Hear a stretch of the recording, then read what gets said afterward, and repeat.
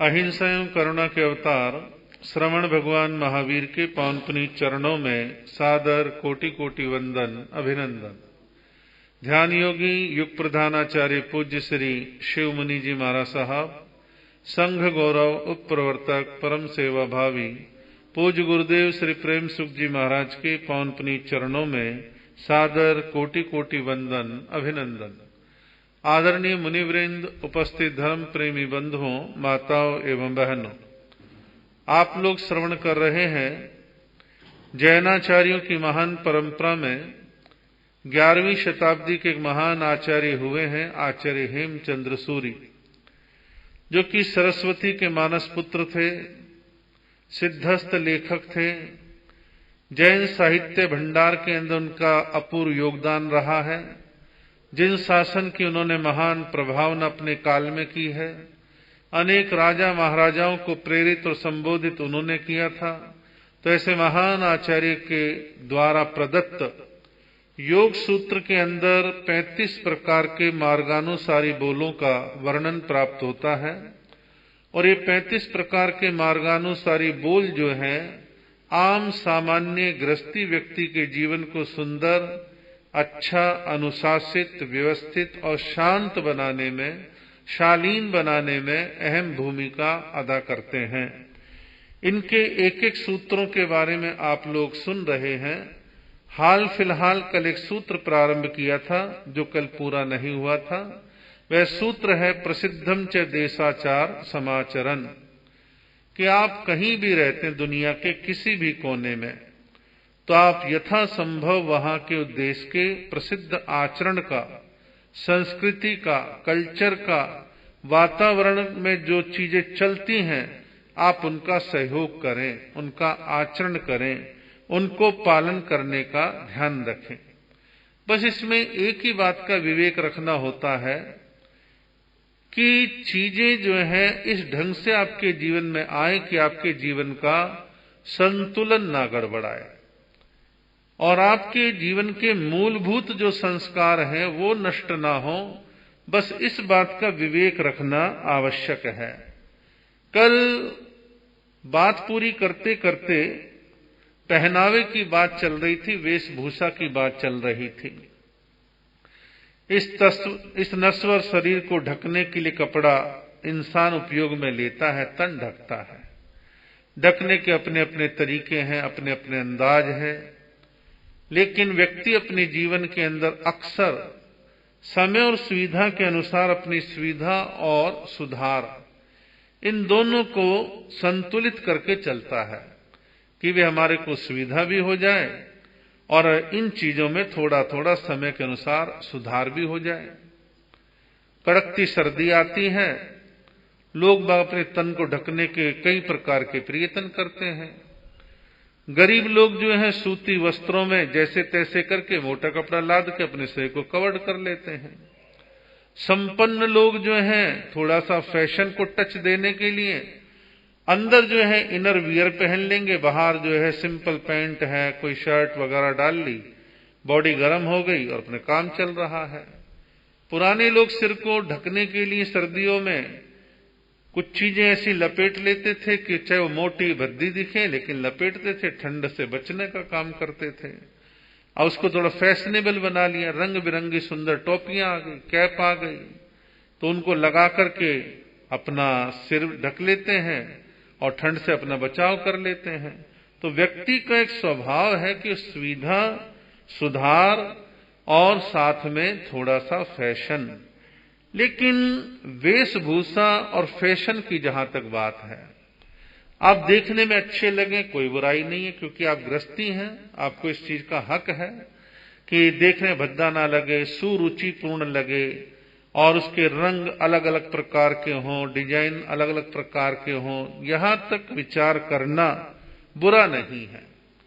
लेकिन इतना फैशन का भूत इस वेशभूषा पर सवार हो जाए कि ये ख्याल रहे कि अधिक से अधिक मेरे अंग कैसे दिखाई दें, अधिक से अधिक मेरे शरीर का प्रदर्शन कैसे हो, लोग घूर घूर करके कैसे मेरे को देखें। ये जो सोच है, ये जो विचार है, ये चाहे पुरुष हैं चाहे महिलाएं हैं, किसी के लिए भी हितकारी नहीं है, अच्छे नहीं है। इन सब का परिणाम ये निकला कि धीरे धीरे कपड़ों में पारदर्शिता आने लगी कि आर पार आप झांक के देख लें, ऐसे बारीक कपड़े जो है बनाने प्रारंभ किए। आज भी प्रचलन में है, पहले भी प्रचलन में रहे हैं, लेकिन यथासंभव इस बात का ध्यान रखना चाहिए कि अंग प्रदर्शन ना हो, शरीर के लिए कपड़े ऐसे ट्रांसपेरेंट ना हो जो औरों के ताक झांक का माध्यम बने। इन चीजों का विवेक पहनावे में रखना चाहिए। आज वर्तमान में जीन्स जो है वो चर्चा में, कि जीन्स एक कपड़ा है और उसे आज फैशन कह लो, सुविधा कह लो, उस रूप में आज इसको स्वीकार कर लिया गया है। ऐसा कहते हैं कि अमेरिका में पहले गाड़ियों को ठीक करने वाले वर्कशॉप की जो लेबर होती थी, वो जीन्स यानी मोटा कपड़ा पहन करके जमीन में लेट जाना, लेट कर गाड़ी के नीचे घुस करके चीजें ठीक करना, और तेल फेल लग गया, ग्रीस लग गई, परवाह नहीं, कोई धूल मिट्टी लग गई, झाड़ ली, इस प्रकार कई कई दिन तक वो जीन्स के कपड़े उनके काम में आते थे। समय बदला, हालात बदले, जैसा लोग बतलाते हैं कुछ पढ़ने में आता है कि जीन्स धीरे धीरे आम लोगों का पहनावा बनने लगा। पुरुषों का तो बना ही बना, लड़कियों का और कुछ परसेंट महिलाओं का भी ये पहनावा बन गया। मैं 1993 में पहली बार राजस्थान गया। उदयपुर में आचार्य श्री देवेंद्र मुनि जी महाराज का आचार्य पद चादर महोत्सव था। तो हम एक छोटे से गांव में रुके हुए थे, 5-7 घर वहां पर जैनों के थे। तो शाम की गोचरी के लिए एक बच्ची 10-11 साल की उम्र होगी, वो जीन्स में आई।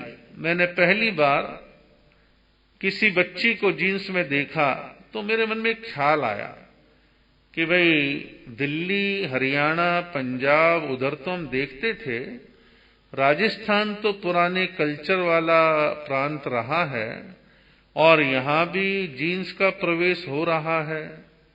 तो मेरे दिमाग में ऐसी चीजें बहुत ज्यादा हावी नहीं होती और मैं ज्यादा इन चीजों को विरोध भी नहीं करता, कुछ अपनी अपनी सोच होती है। तो मैंने विचार करा कोई बात नहीं, आधुनिकता है, यहां भी उसने दस्तक दे दी, मात्रा कम हो सकती है लेकिन ये चीज आ गई है। जीन्स जो है पिछले लगभग 25-30 सालों में भारत भर में इसने पांव पसार ली, तो पूरी दुनिया में पसार ली। तो भारत में भी जो जीन्स ने अपने पांव पसारे और ये पैंट के रूप में आई, जो जेंट्स भी पहन लेते हैं, लेडीज भी पहन लेती हैं, फिर इसमें ढीली भी जीन्स भी आई, चुस्त जीन्स भी आई और इसकी स्कर्ट्स वगैरह वगैरह वगैरह ये सब चला। लेकिन धीरे धीरे आम जनता ने इसको जो स्वीकार कर लिया। कुछ लोग आज भी इसको बुरा मानते हैं।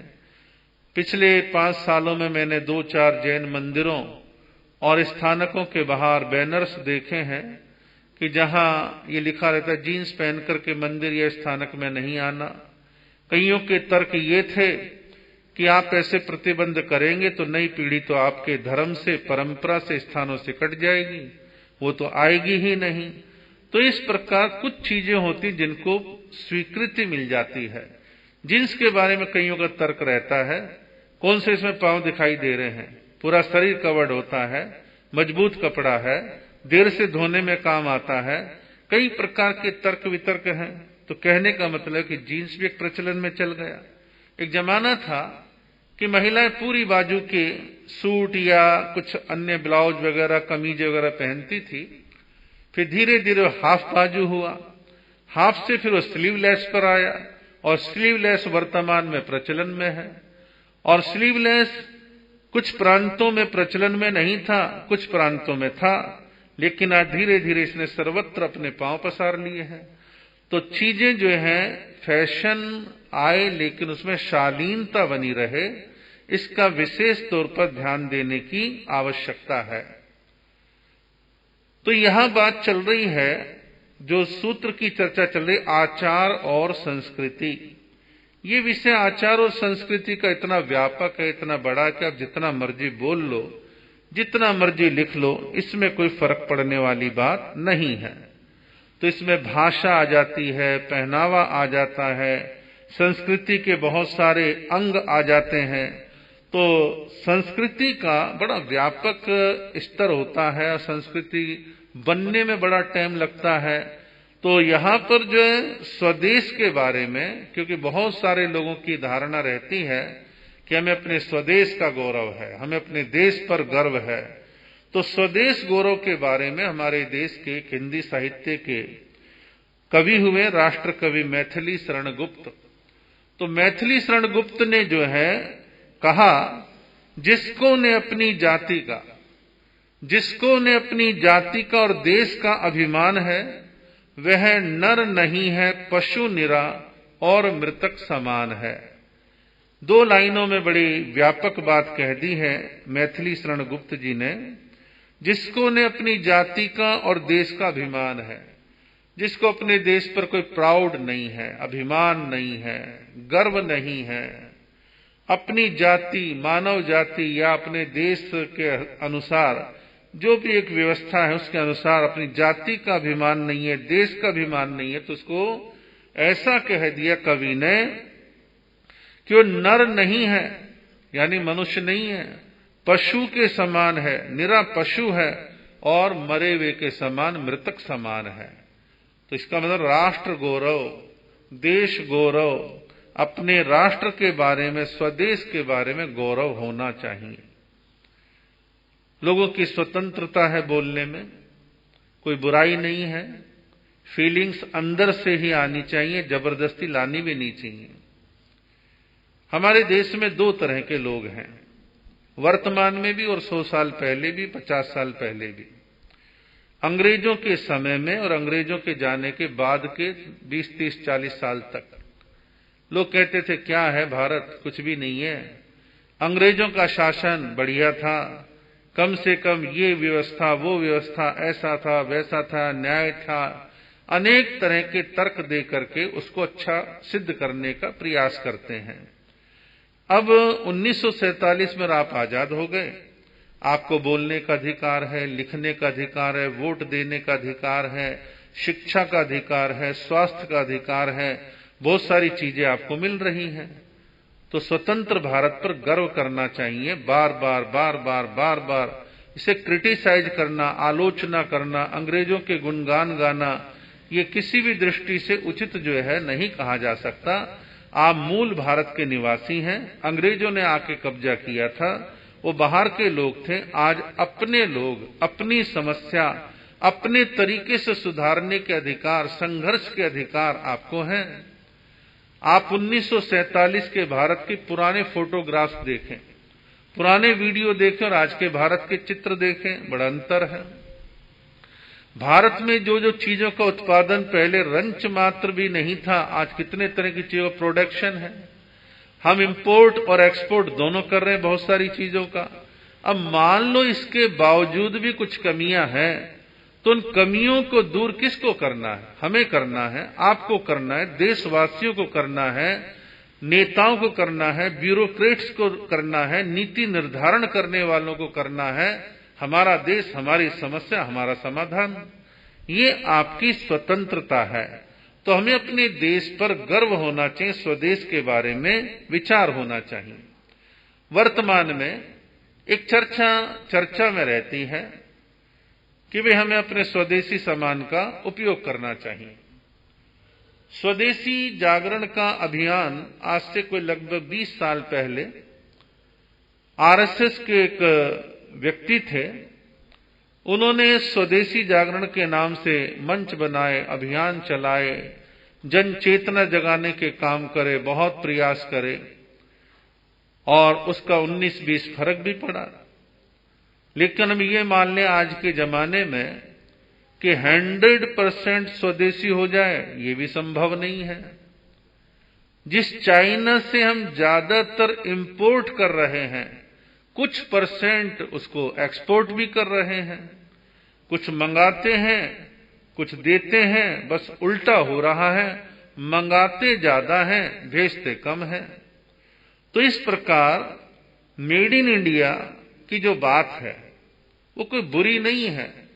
इतनी बड़ी आबादी का देश है, कोई छोटा मोटा देश हो डेनमार्क की तरह, तुर्की की तरह, तो ठीक है भाई, छोटे देश हैं, सारी चीजें नहीं बना सकते, संभव है। हम तो आबादी के मामले चाइना के टक्कर के हैं। हमारे यहाँ मैन्युफैक्चरिंग, प्रोडक्शन, विभिन्न प्रकार की चीजें क्यों नहीं बनी? बननी चाहिए। नीतियां ऐसी बने जिससे कि देश में इंडस्ट्री लगे, लोगों को रोजगार मिले, संपन्नता बढ़े।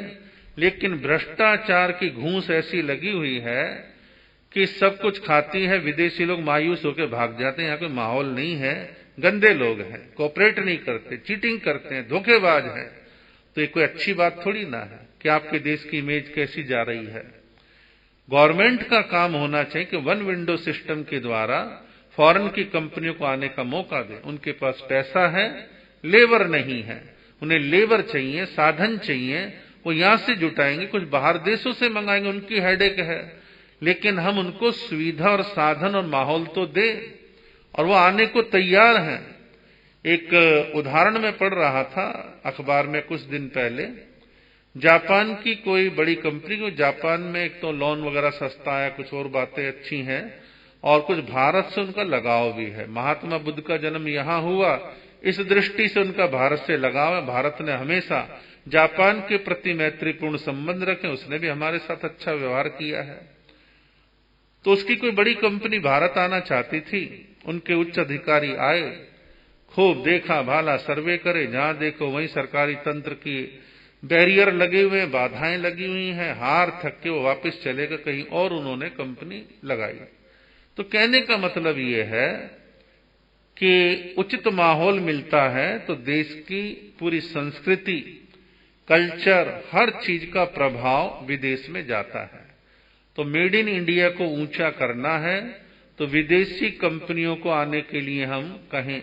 आप कहोगे कि भी यूं तो वो व्यापार करने के लिए अंग्रेज भी आए थे, तो ऐसे कंपनियां बुलाएंगे तो भारत पे कब्जा हो जाएगा। नहीं, बाकायदा शर्तों पर सिग्नेचर करके आते हैं, नियमों में वो लोग बंधे हुए आते हैं। ईस्ट इंडिया ऑफ कंपनी तो गलत नियत से आई थी, भारत पर कब्जा करने के लिए आई थी, व्यापार भी किया, कब्जा भी किया, और आपको आर्थिक रूप से गुलाम भी बनाया। तो ऐसा आज के जमाने में संभव नहीं है। और कोई कंपनी खोल ले और इस प्रकार की नीयत भारत के चुनावों में, भारत के लोकतंत्र में टांग अड़ाए, तो उसके लिए यहाँ की जनता ही बहुत है। तो कहने का मतलब ये ऐसा संभव नहीं है। तो हमें भारत के अंदर मेड इन इंडिया के विषय में स्वदेशी भावना पैदा करनी चाहिए। अब आपको पार्कर का पेन दे दो, विदेशी पेन दो, राजी हो जाओगे, और इंडिया का बना पेन दे दो, क्या बेकार है, कोई खास नहीं, कबाड़ा है, 5 रुपए का कोई पेन होता है। कभी कभी हमारे देशवासियों में एक जवार भाटा तो देखते हैं आप और हम, कि जब किसी बाहर देश की क्रिकेट टीम के साथ मैच हो तो आपकी राष्ट्रीय भावनाएं उफान पर आती हैं। विश्व कप हो, एशिया कप हो, तो आपकी भावनाएं उफान पर आती हैं। और पाकिस्तान के साथ मैच हो तो फिर कहनी क्या, फिर कुछ ज्यादा ही ऐसी भावना जागृत हो जाती है। तो केवल क्रिकेट तक हम सीमित ना रहें, और भी चीजों में हमारे को अपने आचार, विचार, व्यवहार को अच्छा बनाने की आवश्यकता है। मान लीजिए बाहर के फॉरेनर लोग, यात्री, जो आपके देश की इकोनॉमी को ताकत देते हैं, वो हमारे देश में घूमने के लिए आते हैं। वो अनेक प्रांतों में जाते हैं, मंदिरों में जाते हैं, महलों को देखने के लिए जाते हैं, नदी नाले और जंगल वगैरह बहुत कुछ देखते हैं। अब ऑटो वाले, टैक्सी वाले बेईमानी करें, चीटिंग करें, सड़क पर खड़े लोग कमेंट्स कसें, मजाक उड़ाएं, खिल्ली उड़ाएं, तंग करें, तो क्या अच्छी बात है? ये अच्छी बात नहीं है, भारत का गौरव घटाने वाली बात है। हम अपने बचपन में देखते थे नई दिल्ली में, इधर इंडिया गेट, राष्ट्रपति भवन, संसद भवन, कनॉट प्लेस के आसपास फॉरेनर घूमने के लिए आते थे, मंदारी बंदर नचाने के लिए घूमते फिरते रहते थे, फॉरेनर खड़े हो जाते थे, बसें की बसें रुक जाती थी, और वो कुछ पैसा तो कम देते थे, विदेशी सिगरेटें देते थे उनकी ढपली के अंदर, और वो जो है बड़े खुश होते, उनको बेच करके पैसे कमाते। लेकिन ये सब भारत की इमेज को खराब करने का काम है। पुरानी दिल्ली में भिखारी आपको भीख मांगते मिल जाएंगे, नई दिल्ली में भीख मांगते नहीं मिलेंगे। प्रशासन ने सख्ताई कर रखी है कि भाई ऐसा काम मत करो। आप फॉरेनर लोगों के आगे हाथ पसारते हो, फोटो खींचते हैं, बाहर देश में दिखाते हैं, आप बड़े खुश होते हैं, हमारी फोटो खींच ली अंग्रेज ने, हम खुश हो गए। पहले कैमरे सीमित लोगों के पास हुआ करते थे, तो कैमरे सबके हाथ में है, मोबाइलों के साथ कैमरे चल रहे हैं। तो कहने का मतलब यह कि फॉरेनर, विदेशी पर्यटक हमारे देश में अच्छा व्यवहार करें, और केवल विदेशी ही नहीं, स्वदेशी व्यक्ति, साउथ वाले नॉर्थ में, नॉर्थ वाले साउथ में जाएं, और ईस्ट वाले वेस्ट में, वेस्ट वाले ईस्ट में जाए तो छेड़खानी, बदतमीजी, भाषा को लेके परेशानी, अनाप शनाप बिल मांगना, पैसे मांगना, ये गलत प्रभाव डालता है, अच्छा प्रभाव नहीं डालता। अभी हम लोग पूरे देश के कुछ हिस्सों में घूमे तो कई प्रांतों के लोग इधर उधर आते जाते हैं, तो कहते महाराज यह ईमानदारी अच्छी है, ऑटो वाला बेईमान नहीं है, जायज पैसा मांगता है और तंग नहीं करता है, जहां घूमने को बोलो घुमाता है। तो ये क्या है, एक अच्छा प्रभाव जाता है, एक अच्छा मैसेज जाता है। जब आप विदेश में घूमने जाएं, तो विदेश में घूमने जाएं तो कुछ बातों का मैनर्स रखें, साफ सफाई, इधर उधर गंदगी नहीं करना, और आप कितने क्रोधी स्वभाव के हैं, विदेश जाके अपने आप पे नियंत्रण रखें, बाहर वालों के साथ बात बात पे टकराए नहीं, विवाद ना करें, और एक अच्छा भारत की संस्कृति का प्रभाव डाल करके आए, अच्छा सभ्य व्यवहार करें। तो ये सब चीज क्या है, राष्ट्र का गौरव बढ़ाने का काम है। हम राष्ट्र के गौरव को बढ़ाने का काम हर संभव जितना बन पाए उतना हमारे को करना चाहिए। किसी को रेस्पेक्ट देने में हमारा क्या घट जाता है, तो हमें रेस्पेक्ट जो देनी चाहिए, आदर मान करना चाहिए, व्यवहार अच्छा बनाना ही चाहिए। और एक चीज और है, वो है भाषा। राष्ट्र और राज्यों के साथ भाषा का एक गहरा संबंध होता है। भाषा जो है किसी भी देश समाज की सांस्कृतिक धरोहर होती है। यदि उन भाषाओं को हम धीरे धीरे खत्म कर दें तो उसका असर देर सबेर वहां की संस्कृति के एक साथ कई चीजों पर प्रभाव आता है। पहला उस प्रभाव कि भाषा बदलती आपकी अगली एक दो पीढ़ियां आपके लोकल कल्चर से धीरे धीरे कट जाएंगी। तो हमारे को अपनी प्राचीन भाषाओं और अर्वाचीन भाषाओं के बीच में संतुलन बनाने की आवश्यकता है कि हम भाषाओं का सामंजस्य बनाकर के चलें। भारत की 3 प्राचीन भाषाएं हैं, संस्कृत, प्राकृत और पाली। संस्कृत में सारा साहित्य वैदिक परंपरा का है। प्राकृत भाषा में संपूर्ण जैन संस्कृति का साहित्य है, और पाली भाषा में बौद्ध साहित्य दुनिया भर का भरा पड़ा है। और ये सारी भाषाएं बड़ी समृद्ध भाषाएं हैं। समृद्ध मैं इसलिए कह रहा हूं, संपन्न भाषा इसलिए कह रहा हूं, आप इनकी व्याकरण देखें, इनका शब्दकोश देखें, इनका साहित्य देखें, फिर साहित्य में भी विविधता देखें, तो आपको बड़ा आनंद आएगा, बशर्ते ये भाषाएं आपको आती हों। एक बार अभी की बात है, शायद अभी 2-4 महीने हुए हैं, 10वीं या 12वीं क्लास में लखनऊ की एक जैन लड़की, उसने टॉप किया। शायद भारत में ही नंबर 1 पे सीबीएसई बोर्ड में नंबर आया था। तो इलेक्ट्रॉनिक मीडिया वाले, प्रिंट मीडिया वाले उनके घर पर गए, बच्ची से बहुत तरह की बातें करी। तो उससे पूछा गया कि भाई तुमने अपने सब्जेक्टों में संस्कृत को क्यों लिया? तो उसने कहा कि संस्कृत मैंने जानबूझ करके ली। इसके जो श्लोक हैं वो बड़े प्रेरणादायी हैं, सुंदर हैं, शिक्षाप्रद हैं, नीति संपन्न हैं, अच्छा मार्गदर्शन करते हैं, अच्छे संस्कार आते हैं, इसलिए मैंने संस्कृत ली। जो बात संस्कृत में है सेम वैसी ही प्राकृत में है, पाली में है, बस 19-20 साहित्य की मात्रा में कमी हो सकती है, लेकिन तीनों भाषाएं बड़ी सुंदर और अच्छी हैं। आप इंग्लिश सीखते हैं, अंग्रेजी आपको आती, बड़ी अच्छी बात है। आप दूसरी भाषा सीखे, उससे कोई घृणा नहीं है, लेकिन अपने देश की भाषा को भी समझना आवश्यक है।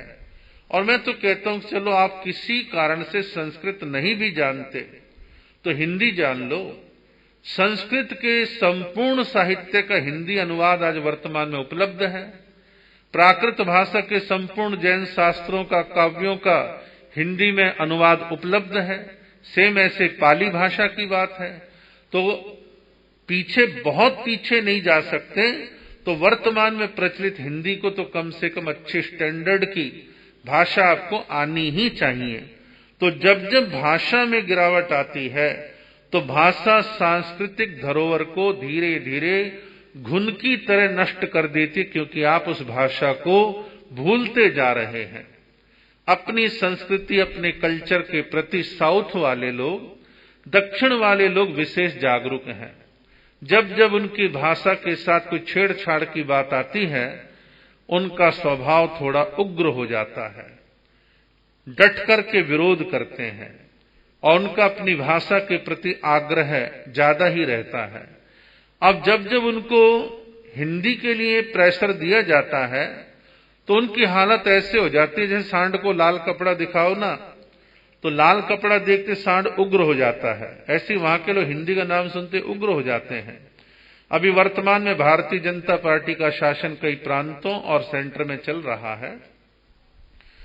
तो थोड़ा बहुत प्रयास किया कि हिंदी को किसी तरह वहां पर प्रवेश करवाएं। कई तरह के लोभ लालच भी डाले कि हम केंद्रीय विद्यालय इतने सारे बना देंगे और आप ये भाषा के फार्मूले चलेंगे। तो भी बिदक गए कि नहीं नहीं नहीं, आप हमारे को तंग करना चाहते, हमारी भाषा को खत्म करना चाहते हो।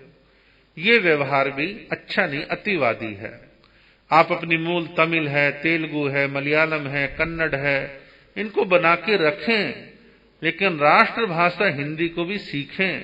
इससे फायदा है। एक स्कूल में मुझे बोला प्रवचन के लिए कर्नाटक में, तो मैंने स्कूल में टीचर भी थे, मैं भाई मुझे हिंदी आती है, आपकी भाषा नहीं आती। टीचर बोला मुझे हिंदी आती है और कन्नड़ भी आती है, मैं आपकी बात को सुनूंगा और सुन करके आपकी हिंदी का मैं कन्नड़ में ट्रांसलेट करके बच्चों को समझाऊंगा। मैं कोई लगभग पौना घंटा बोला, बच्चों को, टीचर को, सबको अच्छा लगा। कोई धर्म की बात थी, कोई जर्नल बात थी। तो मैंने उसमें एक बात कही, मान लो बच्चों तुम इंजीनियर बनके, डॉक्टर बनके, सीए बनके, एमबीए बनके, कोई मिलिट्री में जाके, कोई पुलिस में जाकर के आप नॉर्दर्न इंडिया में जाते हैं और आपको हिंदी नहीं आती, तो आप वहां मिक्सअप नहीं हो पाओगे। हिंदी काफी प्रांतों में बोली जाती है, आपको सीखनी चाहिए। एक विनम्र अपील करी, टीचर ने भी कहा, सब बच्चों को भी अच्छा लगा। तो कहने का मतलब कि विरोध से केवल बात नहीं बनती, हम चीजों को संतुलित करें, समझ करके चलने का हम प्रयास करें। विदेशी विद्वान हुए जर्मन के और कई देशों के, मैक्स मूलर और हरमन जैकोबी। तो मैक्स मूलर और हरमन जैकोबी, इन लोगों ने कई कई साल तक मेहनत करके भारत में रह करके संस्कृत सीखी, प्राकृत सीखी। हरमन जैकोबी ने प्राकृत भाषा सीखी और दुनिया भर के हमारे जैन ग्रंथों को पढ़ा, बहुत कुछ जैन धर्म के बारे में लिखा। और मैक्स मूलर ने संस्कृत साहित्य के बारे में बहुत कुछ लिखा। तो वो लोगों की प्रवृत्ति देखिए कि भारत की संस्कृति को जानने के लिए और मूल संस्कृति को जानने के लिए उन्होंने संस्कृत सीखी। और बहुत सारे साउथ के ऐसे साइंटिस्ट मिलते हैं जो कि साइंस के सारे सब्जेक्ट, इंग्लिश वगैरह जानने के बावजूद संस्कृत सीखते हैं और संस्कृत में पुराने साहित्य को देखते हैं, कोई नई चीजें उनके हाथ लगती हैं। तो कहने का मतलब कि हम प्राचीन भाषाओं को सीखें। हमारे देश में जब अंग्रेजों का शासन चल रहा था तो एक अंग्रेज आया था, लॉर्ड मैकाले। तो लॉर्ड मैकाले की एक नीयत थी, उसने महारानी विक्टोरिया वगैरह को आश्वासन दिया था कि भाई भारत में लंबे समय तक शासन करना है तो आपको इंग्लिश का प्रचलन भारत में बढ़ाना पड़ेगा। धीरे धीरे वहां का एक वर्ग जो है इंग्लिश के रंग में रंगता जाएगा और वो हमारी अंग्रेजों की संस्कृति को पसंद करता जाएगा और धीरे धीरे धीरे धीरे उनका झुकाव हमारी तरफ होता चला जाएगा। तो लॉर्ड मैकाले ने इंग्लिश को भारत में स्थापित करने के लिए भरसक प्रयत्न करा। प्रारंभ में उनको एक लालच और था कि हमारी अंग्रेजों की इंग्लिश को जानने के लिए भारत में कुछ प्रतिशत लोग चाहिए जो अकाउंट्स का काम करें, बाबूगिरी का काम करें, हिसाब किताब करें, क्लर्क बन जाएं। तो क्लर्क शब्द जो है आज तो लगभग गायब सा हो गया। तो ये सन 70, 75, 80 तक क्लर्क शब्द काफी प्रचलन में रहा और कोई क्लर्क बन जाता बड़ा गर्व महसूस कर, बैंक में मेरी नौकरी है जी, मैं क्लर्क हूं। भाई आप क्लर्क हैं, बाबू हैं, छोटा मोटा काम कर रहे हैं, ठीक, अच्छी बात है, कोई बुराई नहीं है। तो उनका जो सोच था अंग्रेजों का कि भाषा धीरे धीरे धीरे धीरे हम लादते चले जाएं। लेकिन भारत में जो भी कुछ संघर्ष चला सो चला, लेकिन लाड़ में काले की नीति का प्रभाव आज भी भारत में जारी है और उसका परसेंटेज लगातार बढ़ रहा है। भारत में जो ईसाई मिशनरीज भारत में रह गए, आ गए, जो भी कुछ है, मैं घृणा व्यक्त नहीं कर रहा, उन्होंने अपने अपने पब्लिक स्कूल, कॉन्वेंट स्कूल खोल करके जो है इंग्लिश को पढ़ना अनिवार्य करा, बोलना अनिवार्य करा। आप उनसे कुछ ज्यादा कह नहीं सकते। उनकी संस्थाएं सारी सेल्फ फाइनेंसिंग वाली व्यवस्थाएं हैं, आप ज्यादा इंटरफेरेंस नहीं कर सकते। शिक्षा नीतियां बहुत कुछ नहीं कर सकती। परिणाम क्या है? परिणाम ये है कि उनके लाखों बच्चा पढ़कर के बाहर आता हूं, अंग्रेजी के रंग में 12वीं क्लास तक आते आते पूरा रंग में रंग चुका होता है। तो भाव कहने का ये है, लाड़ में काले की नीति किसी हद तक भारत में सफल हो गई है, लेकिन अभी भारत में वर्तमान केंद्र सरकार ने नई शिक्षा नीति को पूरे देश में लागू किया है। थोड़ा बहुत सांकेतिक विरोध हो चुका है, अब सब कुछ शांत है। अब केंद्र सरकार का फर्ज है और राज्य सरकारों का फर्ज है कि नई शिक्षा नीति को पूरे देश में लागू करने का काम करें और तेजी से काम करें। सत्ताओं के बदलते हुए देरी नहीं लगती। जनता का मूड कब पलट जाए पता नहीं चलता है, नाराजगियां बढ़ती रहती हैं, सैकड़ों कारण होते हैं। तो इस नई शिक्षा नीति को लागू करें। इसमें एक बात अच्छी कही गई है कि प्रत्येक प्रांत की जो स्थानीय भाषा है, प्रारंभिक शिक्षा उसकी मूल भाषा में होगी। गुजराती हैं तो गुजराती मीडियम से पढ़िए, मराठी है तो मराठी मीडियम से पढ़िए, साउथ के जितने प्रांत हैं उनकी अपनी भाषाओं का जो मीडियम उससे पढ़िए। तो इससे क्या होगा, बच्चा लॉन्ग पीरियड में अपने कल्चर, अपनी भाषा, अपनी संस्कृति से कटेगा नहीं और वो दूसरी भाषाएं भी सीखेगा, उसमें कोई नुकसान नहीं है। तो इस प्रकार की जो चीजें हैं ये समय काल स्थिति के अनुसार बदलती हैं, बदलनी भी चाहिए। पूंछ पकड़ने वाली प्रवृत्ति नहीं होनी चाहिए। इन्हीं सब बातों के विषय में शेष चर्चाएं आगे करने का भाव रहेगा।